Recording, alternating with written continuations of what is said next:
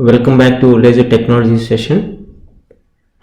So in the last class we have discussed about the cavity modes. So that is about the longitudinal modes as well as the transverse modes. So transverse electromagnetic modes. So when you have a lasing from a laser, so you take the laser beam and you defocus. So that means you make it a diverge beam so that you can see on a photographic plate or a camera. So you can see the electric field distribution, that means your intensity profile of your beam. So that is our fundamental beam. We already discussed, your P is represents the number of nodes along this axis and Q represents number of nodes along this axis. So node means where the appearance of the minimum amplitude or minimum intensity. Okay, so your transverse mode is represented as TEM, the transverse electromagnetic. PQ is your number of nodes along this axis and this axis. So that is the representation of your transverse modes or transverse electromagnetic modes. So we have seen we have different transverse electromagnetic modes can exist inside the cavity. So these are the couple of them. So now TM00 is a fundamental mode. So you don't have any amplitude disturbance inside the whole mode. So you have a continuous intensity distribution. So this distribution is a Gaussian distribution. We will discuss in the later sessions. So now this is a TM10 mode. So where at the center in this axis you have a minimum intensity appears, and TM01 mode along this axis you have a minimum intensity appears at the center. So that is one TM01, and this is TM11 mode.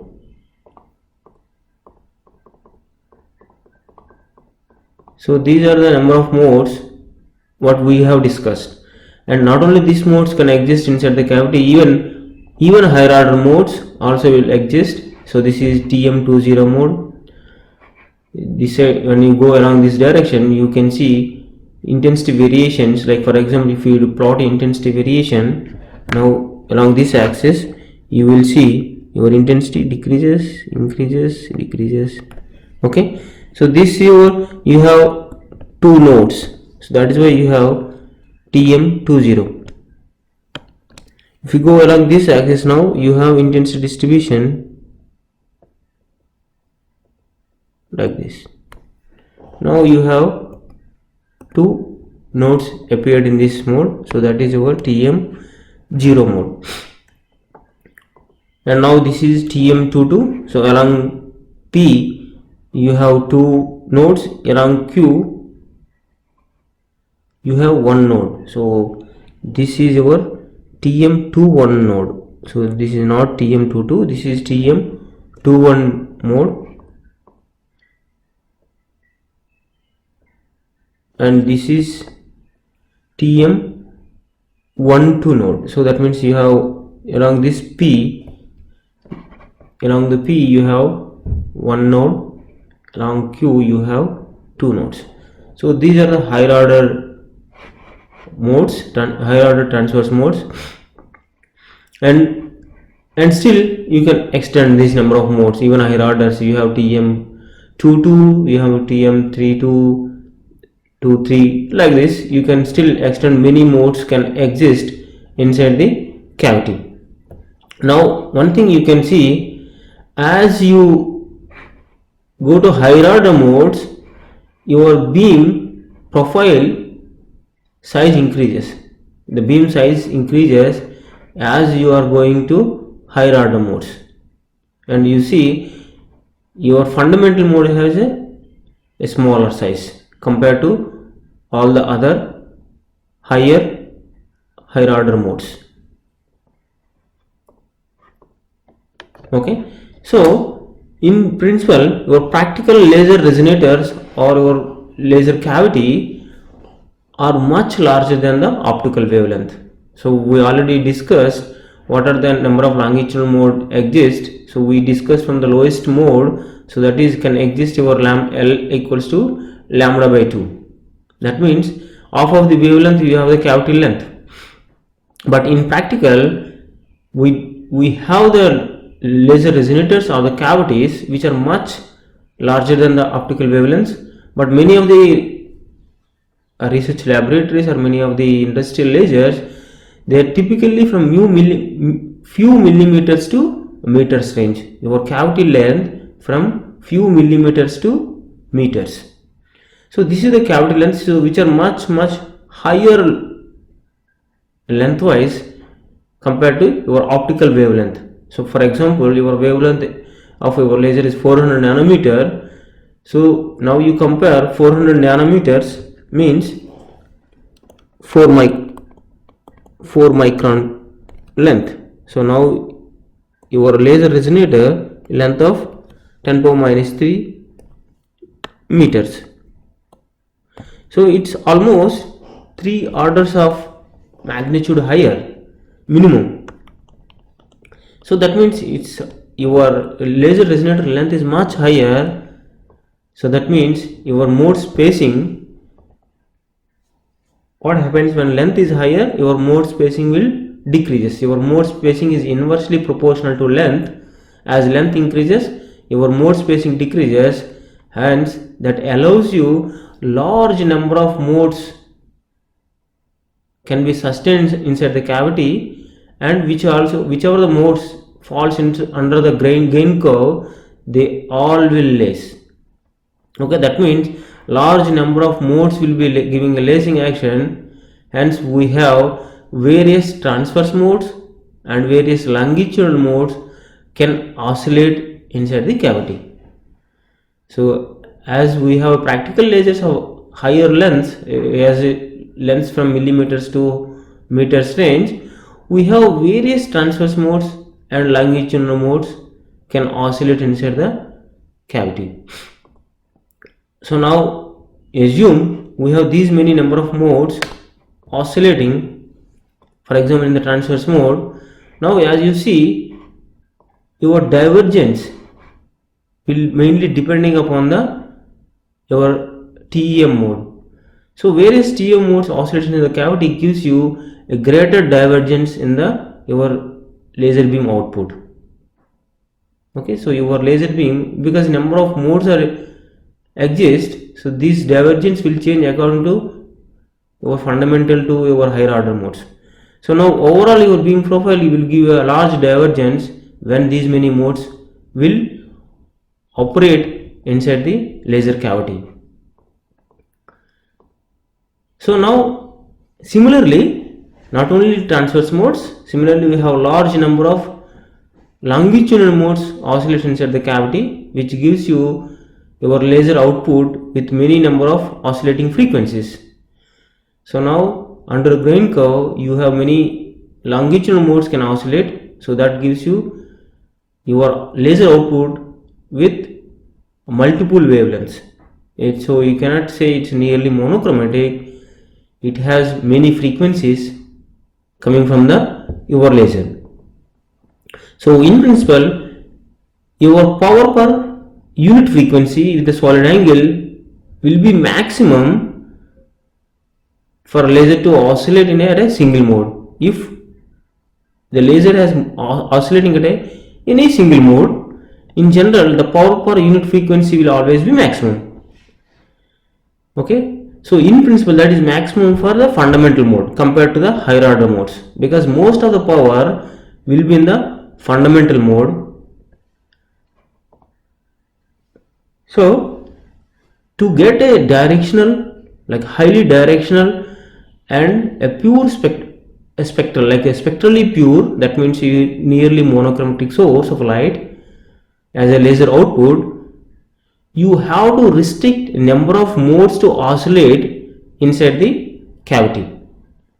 That means to have a selective mode, for example in TEM mode or a longitudinal mode, you have to restrict other modes to oscillate inside a cavity. Okay, to to make this happen, we call the technique is mode selection. Okay, so with the mode selection, we have different methods to restrict or to allow certain modes to oscillate inside the cavity. Okay, that now today we are going to discuss about mode selection. Okay, so now as you see, this laser is oscillating at many modes. Now you can see this is your beam profile. When you have a photographic plate or a camera, you can see now these many modes are oscillating. So now you can see your beam is much bigger, and now it is like a little complex. So the beam profile will be like highly complex as higher order modes appear. Okay, so now we use a method,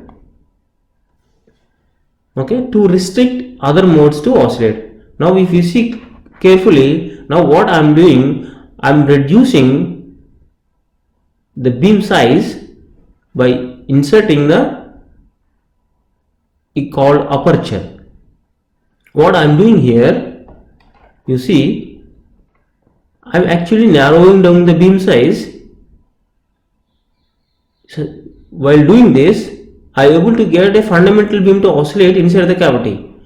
Now what happens to other modes? Now what you are doing, you are creating a loss. You are creating a loss to the higher order modes. So how it is happening? So now this is your aperture. So this is aperture in principle, like it will be like this. Okay. So now this aperture is controlled. So as you rotate this knob, the aperture size will vary.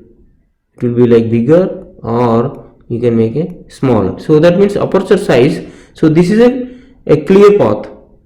So this size will vary as you change the knob of this aperture.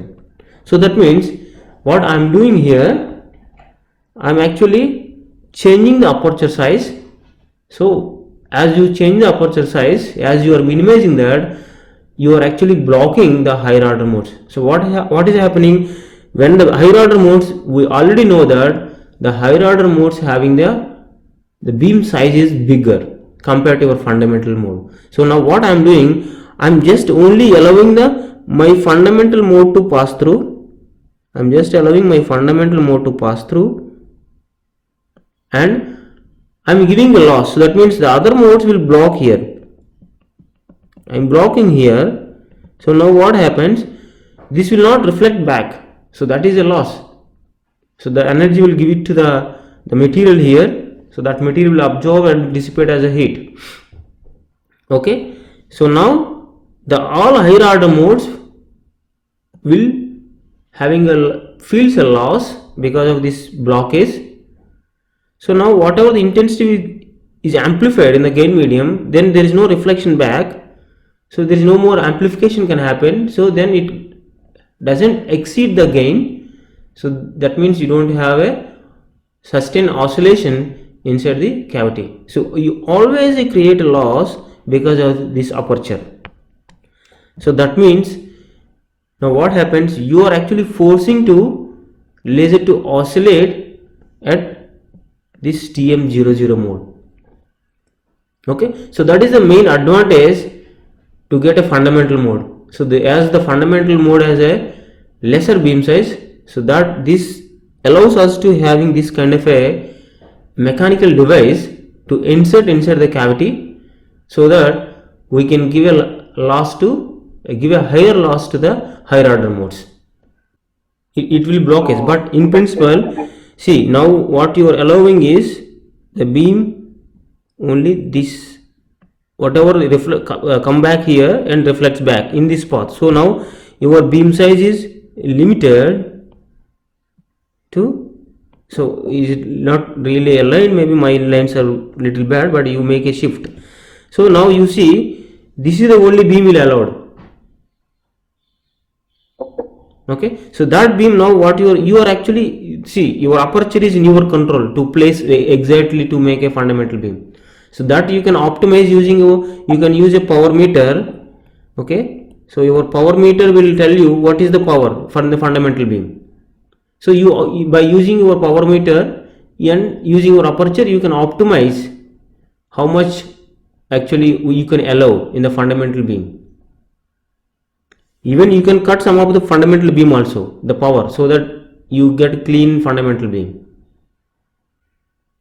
Your diverging lens here is play a role to make a less intense to see. Otherwise this beam is containing the modes, but these are high intense, your eye or your camera cannot see, it saturates. Now what we are doing is, by spreading the light, so you minimize the intensity at this region, less intensity, there you can clearly see the mode. So this is just technique to identify the mode. So now, as one of you asked, how I want a particular mode. See, now I have several modes, several transverse modes oscillating inside the cavity. Instead of choosing a fundamental mode or a TM00 mode, I want TM22 mode.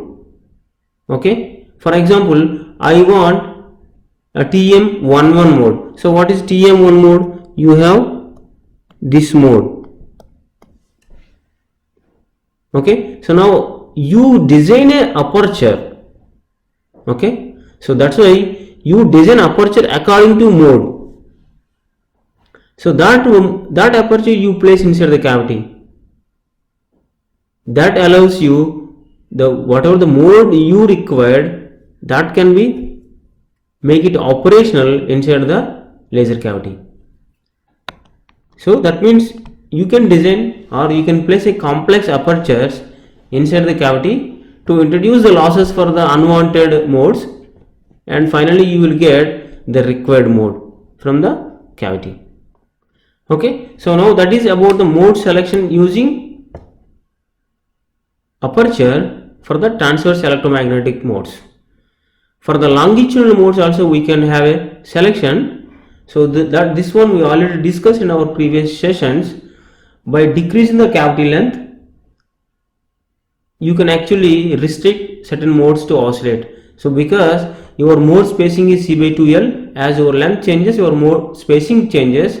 You decrease your length L, your mode spacing will increases. So when you have mode spacing increases, under the gain curve, you have less modes will fall. Okay, so this way you can actually, by play with your cavity length, you can choose what are the longitudinal modes can sustain inside the cavity. So this is one methodology to select longitudinal mode. Okay. So the second method is by introducing Fabry-Perot echelon in the laser cavity. So I think you already studied about Fabry-Perot echelon, right? So this Fabry-Perot echelon is nothing but two glass plates of a refractive index n. They are closely spaced with a certain air gap or a medium gap. So that means, as you see here, these are the two plates combined with some spacing inside your echelon. So this is called a Fabry-Perot echelon. So now how this will work? It's also like a kind of a resonator, right? Like two mirrors. We already know that in the two mirrors only certain modes can exist, right? We discussed about what is the lowest mode can exist. That means it has to fit the wavelength inside the cavity or a resonator. Now your Fabry-Perot echelon is also kind of a resonator. So that means what happens? It will also fit certain frequencies to oscillate inside this echelon. Okay. So that means the basic principle is the interference between in your incident radiation. So whatever the frequency modes will propagating through echelon, it will not allow all the frequencies to oscillate, because they will only few of them have a constructive interference forming a standing wave, and others will have a destructive interference. So that means this fabricated athlon also acting as one more resonator in the resonator. So you have a laser cavity, then again one more cavity you are introducing. So cavity in cavity. So you have a fabricated cavity inside the again cavity, laser cavity. So this will remove certain modes. So and also the advantage of this cavity is, as you tune the angle, as you rotate, you will select what are the modes to oscillate. So that is because of the condition. So this frequency which allows through your fabricated cavity is Q into C by 2L, that is our initial mode spacing. Now here the length is varies because of your angle of incident. So when light goes through the athlon, at different angle it goes through, it takes different paths. That means it's angle dependent, and also it depending upon thickness, how these two plates are at a distance. So that thickness is matters, and also the refractive index which used inside the athlon. For example, if you use air, your refractive index is 1. So your final equation, the number of modes can oscillate is equals to QC by 2 nt cos theta, if n equals to 1. If you use any other gases or any other thing, then it has certain refractive index. You have to account those refractive index. Similarly, in the laser cavity also. In the laser cavity we have discussed, it's a C by 2L mode spacing, provided we always think that it's in the air medium. But if you use any other medium, your refractive index also will play a role as in the denominator. Is it clear? So that way you can actually select number of modes to oscillate inside the cavity depending upon the design, because you cannot generate a high power laser. Like for example, whatever we are now doing a petawatt lasers, these lasers required longer cavity lengths. Okay, so depending upon the different types of laser we will discuss in the coming sessions, depending upon the laser power and laser properties, you need to have different designs, laser cavity designs. Okay, but in principle you cannot have a wavelength size cavities that is very small, and your power will be very less, even you cannot see the light coming through the cavity. Okay, so that means you always have your cavity length much higher compared to your wavelength. So we have to use different techniques to only certain modes to oscillate. Though your cavity have million number of modes to oscillate, but your gain curve will restrict to some number, right? So now your gain curve have only amplifies the only various number of modes. From that again we use different techniques like a fabricated athlon. We can actually control which mode to oscillate. You slightly play with the cavity length. Though you have slightly play with the cavity length, then also you can shift this to one side, such a way that you can optimize which are the mode you want to play with. For example, now these are the 3 modes are oscillating. Now I want this mode to be oscillate. Now what I do, I will change little length of the cavity. This gain curve will fall under this one, or this will come to it under the gain curve. Okay, I will stop here as we exceed the time. So we will discuss more in the next session. Thank you.